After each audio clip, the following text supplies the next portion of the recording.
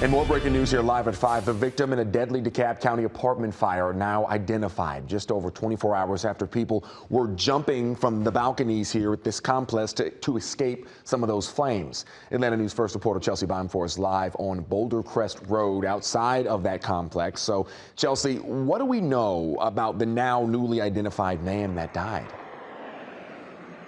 Well, Alan, in about the last hour, authorities confirmed that victim was 75-year-old William Arnold. This is the apartment complex where he lived. You can see what's left of that building back there. The Red Cross says 34 people are left homeless following this fatal fire.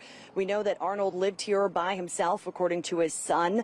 The DeKalb County Fire Department says they're still trying to figure out how this happened, and Arnold's son has a lot of questions, too. The fire started Sunday around 11:30 in the morning and spread rapidly, forcing people to jump from their balconies to escape the flames. Of course, though, we know that Arnold was trapped and later died on scene, according to fire investigators. 6 people were also injured. A neighbor tells us she knows Arnold, and this has all been very upsetting.